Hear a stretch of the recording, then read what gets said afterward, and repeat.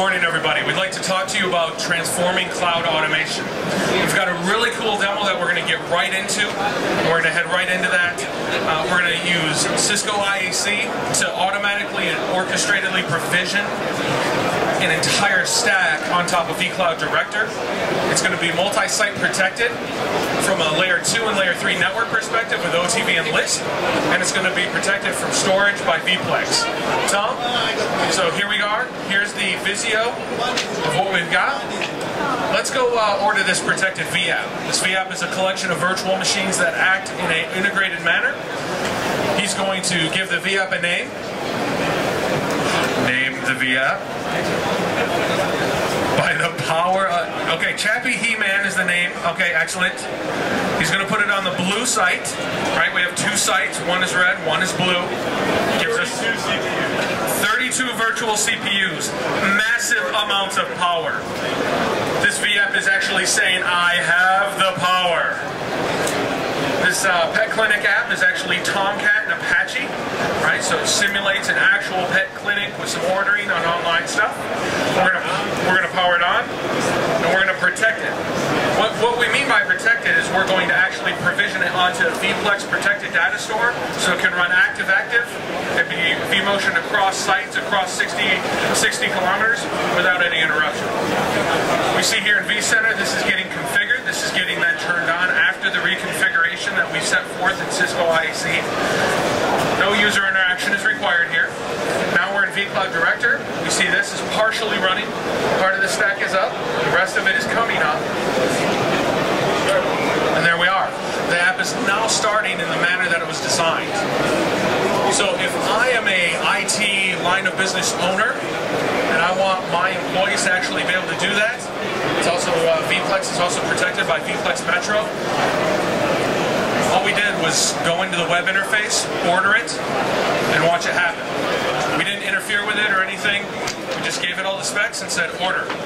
And it has been provisioned by Cisco IAC through vCloud Director.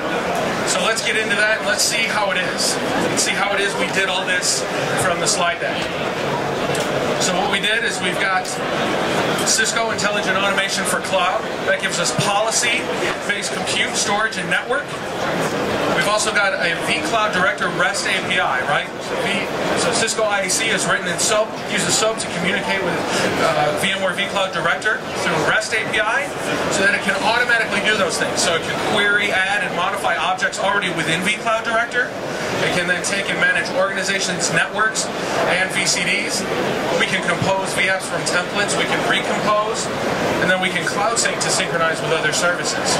Right? So that's really cool from an automation perspective, because once it's programmed into this layer, we can then present that to our end users.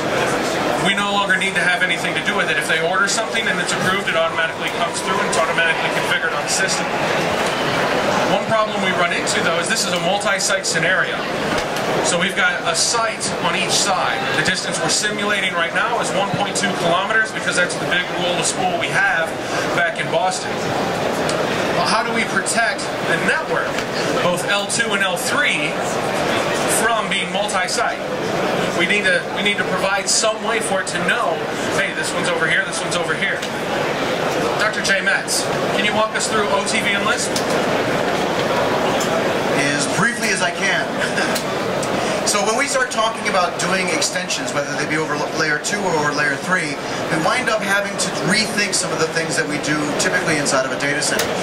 So realistically, when we start talking about the number of virtual machines and how easy they are to spin up, as Tom just did, we start realizing that we're going to have more and more and more objects to keep track of, especially when we start moving them over distances. Well, every time we try to do this traditionally, we have a limitation with the IP address, because the IP address is acting as both its location and its identity. What Lisp does, it is a locator identity separation protocol, which means that we decouple that identity from its location. Well, by doing so, we automatically make it mobile. That means we can move an object without having to change its IP address, and all we have to do is update the pointers to where that is. So it's an IP and IP-based encapsulation that allows us to create locations, including traditional-based locations, that will then make it easier to track when we move objects across data centers, across the internet, across multiple different types of environments. This allows us to do a number of things, not just the virtual machine or application mobility, but we can do things like IPv6 to IPv4 migration. We can do multi-homing. And at the same time, because of the fact that it's just IP, it's also integratable. Is that a word? Integratable? Nice. With inventing technology. That's inventing technology words. It's completely compatible with traditional IP networks. So you don't have to have an all or nothing affair. This in turn combines with the ability to do extension for layer 2. So we talked about the applications on a virtual machine, Apache, Tomcat. What about the virtual machines themselves? If you want to do live vMotion from one side to another, you have to have layer 2 adjacency. Otherwise, VMware won't support it and it doesn't want to work very well. So when we do an extension across data centers, traditionally the problem has been that we need to send all layer 2 traffic across data centers. That's a very expensive chatty network, especially when we start sending broadcast requests, we start sending BPDUs for spanning tree. A lot of traffic that isn't very, well, it's not very efficient, right? Not very good throughput. A lot of chatty stuff. But with OTV or overlay transport virtualization, what we do is we create edge devices which summarize the layer 2 domain and then share that information across so that only the information that needs to travel across the WAN does. This creates a very efficient setup and it can help increase the amount of good throughput. In turn, you can do this on a number of different products or another different boxes. It doesn't have to be on the same one, but it can be. So if you want to consolidate the data center into a specific single type of equipment, you can standardize. Or if you have smaller environments and you're using service providers, you can use proxies for Lisp and use OTV within a Nexus 7000. And there's a lot of different ways to skin this cat. We don't have to do any one particular way. And this allows us to do layer 2 and layer 3 extension inside a data center, across data centers, and help you scale into the next few years. Excellent. Thank you very much, Dr. J. Now, if you guys don't believe that, that was just a real brief way of talking about Lisp and OTV. That conversation goes extremely deep. Lisp itself is an amazing protocol just released for RFC, I believe, and it's going to be very cool to talk about as things continue to move forward from a mobility perspective when we're talking about layer 3. So moving forward, we've got vBlock. We've built into this entire architecture on vBlock. Tom, give us an idea of what vBlock is and the value it gives to our customers. Sure thing. So we have two vBlock 300s that are part of the demonstration we've set up. vBlock is a converged platform that VCE makes as a product and will ship and build in about 30 days to your data center. It's got EMC VNX or VMAX storage, Cisco UCS compute plates, Cisco Nexus 5548 10 gigabit Ethernet switches, Cisco MDS 9148 fiber channel SAN switches. Optionally, we replace the 5548 with 9148 with the 7000 series or the 9500 series SAN switches.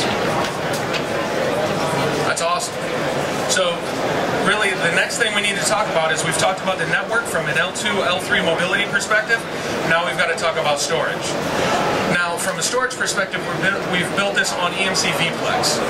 EMC vPlex is a unique technology, sits in Fabric, and it provides us the ability to then span a distributed virtual volume across 2 sites. They need to be within 5 milliseconds round trip time. That's about 100 kilometers or 60 miles, right? And then in the case of a site failure, many people wonder, well, what happens? So if I have an active domain failure, right, this goes away, I can still operate, right? I can still operate without downtime. I can then migrate my workloads over to this other site and not worry about it at all, because reads are serviced locally, writes are serviced over the WAN. Many people ask, what's the issue with a split brain scenario? We want to avoid that. We want to make sure we're redundant. What we do is we have a vPlex witness, which can be put as far as 1 second away from a latency perspective. And then what you do is you determine that with consistency groups and rules you set. So in the case of a data center failure at A or B, you've already determined what's going to happen and what the process is for making sure that you're protected in the way that you determine is best for your business. Right, so it's very unlikely that you'd ever have a split brain scenario. Right, so that's the entire architecture that we've built. We've gone through that really cool demo of automation. Ladies and gentlemen, that's how we transform cloud automation today.